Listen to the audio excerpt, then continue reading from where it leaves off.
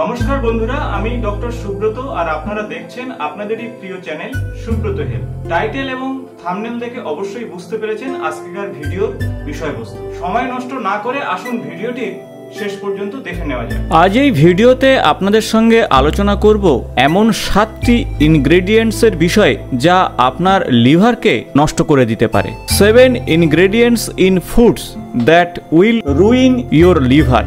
আমরা প্রত্যেক দিন যে সমস্ত খাদ্য গ্রহণ করি সেই খাদ্যের মধ্যে এমন 7টি ইনগ্রেডিয়েন্টস আছে যা আমাদের লিভারকে ধীরে ধীরে নষ্ট করে।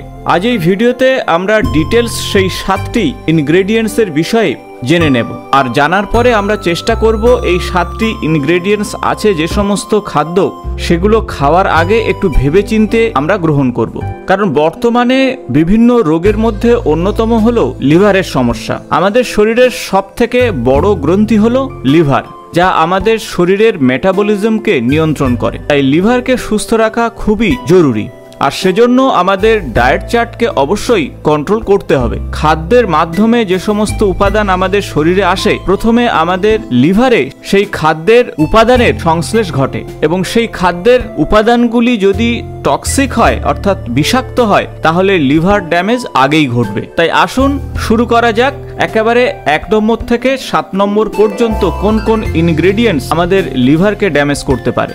নাম্বার 1, প্রথম যে খাদ্য উপাদানের কথা আলোচনা করব তা হলো সয়া প্রোটিন আইসোলেটস, অর্থাৎ সয়াবিন থেকে এটি একটি সিনথেটিক প্রোটিন। কারণ সয়া প্রোটিন তৈরি করার সময় বেশ কিছু কেমিক্যাল ইউজ করা হয় এখানে, অর্থাৎ সয়াবিন প্রোটিনকে আরো বেশি কনসেন্ট্রেট করা হয়। কেমিক্যাল হেক্সেন ইউজ করা হয় সয়া প্রোটিনকে কনসেন্ট্রেট করার জন্য। এটি এক ধরনের সলভেন্ট। সয়া প্রোটিন আইসোলেট সাধারণত শেক হিসাবে গ্রহণ করা হয় এবং দৈনিক প্রোটিনের চাহিদা পূরণ করার জন্য সাপ্লিমেন্ট হিসাবে গ্রহণ করা হয়। কিন্তু এর মধ্যে থাকা যে নিউরোটক্সিন কেমিক্যাল আমাদের দিনের পর দিন নিউরোলজিক্যাল প্রবলেম তৈরি করে, পাশাপাশি এই টক্সিন লিভার সেলকেও ড্যামেজ করে। এছাড়া অন্যান্য খাদ্যতেও সয়া প্রোটিন আইসোলেটস ব্যবহার করা হয়। তাই সয়া প্রোটিন আইসোলেট খাওয়ার আগে একটু ভেবেচিন্তে আপনাকে খেতে হবে।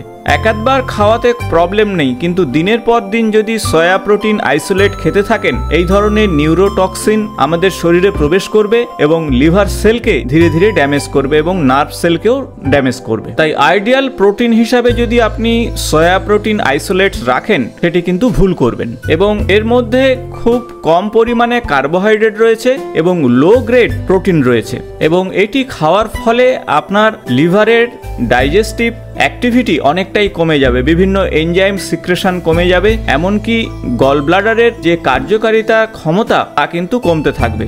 2 নম্বর যে ইনগ্রেডিয়েন্টসের কথা বলবো তা হলো ফ্রুক্টোজ। ফ্রুক্টোজ সাধারণত ন্যাচারালি ফলের মধ্যে রয়েছে। বেশ কিছু সুইটনারের মধ্যে, অর্থাৎ মিষ্টি করার যে সমস্ত কেমিক্যাল তার মধ্যে কিন্তু ফ্রুক্টোজ রয়েছে। যে চিনি আপনারা খাদ্য হিসাবে গ্রহণ করেন তার মধ্যেও কিন্তু ফ্রুক্টোজ রয়েছে, এবং কিছুটা গ্লুকোজ তার মধ্যে রয়েছে। কারণ ফ্রুক্টোজ আমাদের দৈনন্দিন খাদ্য তালিকাতে কম বেশি থাকে, এবং ফ্রুক্টোজের পরিমাণ যদি দিন দিন আপনি খাদ্য তালিকাতে বাড়ান তাহলে আপনার হেলদি লিভার ধীরে ধীরে ফ্যাটি লিভারে পরিবর্তিত হবে। ফ্রুক্টোজের গ্লাইসেমিক ইন্ডেক্স 19, কিন্তু গ্লুকোজের গ্লাইসেমিক ইন্ডেক্স সেখানে 100, কিন্তু লিভার এই ফ্রুক্টোজকে মেটাবলাইজ করার চেষ্টা করে। তাই ফ্রুক্টোজ আমাদের জন্য ভালো সুগার নয়, অর্থাৎ ভালো চিনি নয়, কারণ এই ফ্রুক্টোজ আমাদের লিভারে গিয়ে জমা হতে থাকে, এজন্য ফ্যাটি লিভার হওয়ার সম্ভাবনা ধীরে ধীরে বাড়ে। তাই হাই ফ্রুক্টোজ যুক্ত খাদ্য গ্রহণ করা বেশি উচিত নয়।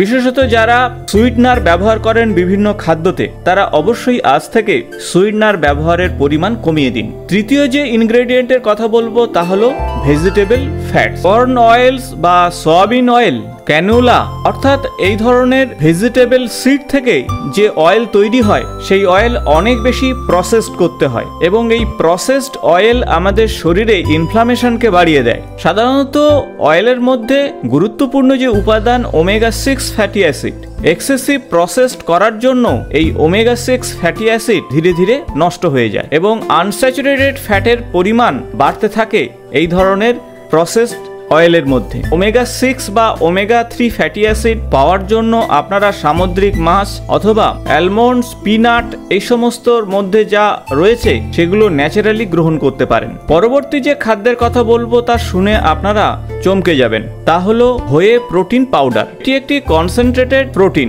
যা দুধ থেকে পাওয়া যায় এবং এখানে ফ্যাটের পরিমাণ 0, কিন্তু লিভারের জন্য হোয়ে প্রোটিন মোটেও ভালো নয়। এর মধ্যে বেশ কিছু উপাদান রয়েছে যা শরীরের ইনফ্লামেশনকে বা প্রদাহকে বাড়িয়ে দেয়। তাই ন্যাচারাল সোর্স থেকে অবশ্যই প্রোটিন গ্রহণ করুন। নিয়মিত যদি হোয়ে প্রোটিন পাউডার গ্রহণ করেন তা কিন্তু লিভারের জন্য একেবারেই ভালো নয়। পঞ্চম যে খাদ্য উপাদানের কথা বলবো তা হলো মল্টোডেক্সট্রিন। এটি একটি সিনথেটিক সুগার। এর মধ্যে গ্লুকোজের পরিমাণ অনেক বেশি এবং সেজন্য এর গ্লাইসেমিক ইন্ডেক্স অনেক বেশি। 110 থেকে 119 হলো এর গ্লাইসেমিক ইন্ডেক্স। বিশেষত যাদের ব্লাড সুগার বেশি তারা এই ধরনের সাপ্লিমেন্ট একেবারেই গ্রহণ করবেন না। তাদের ক্ষেত্রে এই ধরনের সাপ্লিমেন্ট ভয়ঙ্কর হতে পারে এবং ধীরে ধীরে আপনার প্যানক্রিয়াসকে ক্ষতিগ্রস্ত করবে এবং মেদ বৃদ্ধিতে সাহায্য করবে। মল্টোডেক্সট্রিন আপনার লিভার সেলকেও নষ্ট করবে। মল্টোডেক্সট্রিন সাধারণত বেশ কিছু ভিটামিনের মধ্যে প্রয়োগ করা হয়। তেলের মধ্যে জল শোষণ করার জন্য মল্টোডেক্সট্রিন ব্যবহার করা হয় এবং বেশ কিছু খাদ্যের মধ্যেও এই মল্টোডেক্সট্রিনের ব্যবহার রয়েছে। ফ্যাটি লিভারের ক্ষেত্রে মল্টোডেক্সট্রিন সবথেকে গুরুত্বপূর্ণ ভূমিকা গ্রহণ করে। তাই যে সমস্ত খাদ্য উপাদানে মল্টোডেক্সট্রিন রয়েছে তা একেবারেই এড়িয়ে চলুন। মল্টোডেক্সট্রিন সাধারণত ভুট্টার মধ্যে, গমের মধ্যে, ভাতের মধ্যে, আলুর মধ্যে এবং সাগুর মধ্যে বা সাবুর মধ্যে পাওয়া যায়। বেশ কিছু কৃত্রিম চিনির মধ্যে ব্যবহার করা হয়, এমনকি প্রোটিন বারের মধ্যে ব্যবহার করা হয় মল্টোডেক্সট্রিন। এছাড়া চকলেটে ব্যবহার করা হয় এই উপাদানটি। তাই এই সমস্ত খাদ্য অবশ্যই ভেবেচিন্তে খেতে হবে। পরবর্তী যে খাদ্য উপাদানের কথা আলোচনা করব তা হলো আলফা টক্সিন। এই ধরনের টক্সিন পদার্থ বেশ কিছু ফাঙ্গাস থেকে আসে এবং এই ফাঙ্গাসের টক্সিন আমাদের লিভার সেলে ক্যান্সারের কারণ হতে পারে। সাধারণত পিনাটসের মধ্যে এই ধরনের ফাঙ্গাস থাকে এবং ভুট্টার বীজের মধ্যে এই ধরনের ফাঙ্গাস জন্মায়। সাধারণত ময়েস্ট এনভায়রনমেন্টে এই ধরনের ফাঙ্গাসের গ্রোথ সব থেকে বেশি হয়। পিনাট বাটার যারা খাচ্ছেন তাদের ক্ষেত্রেও কিন্তু সতর্ক থাকতে হবে, কারণ পিনাটস বাটারে কিন্তু এই আলফা টক্সিন তৈরি হয়, কারণ এই ধরনের ফাঙ্গাস এখানে জন্মায়। তাই এগুলো খাওয়ার আগে অবশ্যই আপনাদের ভালোভাবে পরিশুদ্ধ করে তবেই খেতে হবে এবং চেষ্টা করবেন অর্গানিক পিনাটস বাটার বা অর্গানিক পিনাটস খাওয়ার। এবং পরবর্তী তথা শেষ যে খাদ্য উপাদানের কথা বলবো তা হলো এমএসজি, মনোসোডিয়াম গ্লুটামেট। সাধারণত এই উপাদানটি খাদ্যের সুস্বাদুকে বাড়ায়, গন্ধ সুন্দর করে, অর্থাৎ ফ্লেভারের জন্য ব্যবহার করা হয় এই কেমিক্যালসটি। বিশেষত রেস্টুরেন্টের খাবারে এমএসজির ব্যবহার সর্বাপেক্ষা বেশি। বিশেষত চাইনিজ ফুডে এমএসজির ব্যবহার সব থেকে বেশি। এর মধ্যে প্রচুর পরিমাণে সোডিয়াম রয়েছে যা আপনার শরীরের মধ্যে গিয়ে লিভার সেলকে ড্যামেজ করবে। কটেজ চিজের মধ্যে কিন্তু এমএসজি রয়েছে। আমি আপনাদের এই 7টি ইনগ্রেডিয়েন্টের বিষয়ে আলোচনা করলাম যাতে যে খাদ্যগুলো আপনারা বাজার থেকে কিনবেন এই ইনগ্রেডিয়েন্টসগুলো আছে কিনা একবার দেখে নেবেন, কারণ এই ধরনের ইনগ্রেডিয়েন্টস যদি দিনের পর দিন আপনি খেতে থাকেন তাহলে আপনার লিভার সেল নষ্ট হবে এবং লিভার একটা সময় অকেজো হয়ে যাবে। এছাড়া অতিরিক্ত আয়রন কন্টেন্ট লিভারকে নষ্ট করতে পারে। রেড মিটের মধ্যে রয়েছে প্রচুর পরিমাণে আয়রন কন্টেন্ট, তাই রেড মিটও কিন্তু আমাদের লিভার সেলকে নষ্ট করে। তাই চেষ্টা করুন লিভারকে সুস্থ রাখতে এবং নিজেকে সুস্থ রাখতে, এবং বেশি করে ভেজিটেবল অবশ্যই আপনার ডায়েট চার্টে রাখুন। আশা করব ভিডিওটি ইনফরমেটিভ হয়েছে। ভালো লাগলে বন্ধুদের সঙ্গে অবশ্যই শেয়ার করবেন। নিয়মিত আমার চ্যানেলের আপডেট পেতে চ্যানেলটি সাবস্ক্রাইব করে পাশে থাকা বেল বাটনটি প্রেস করবেন। নতুন একটি ভিডিওতে আপনাদের সঙ্গে আবার দেখা হবে। আজ এই পর্যন্ত।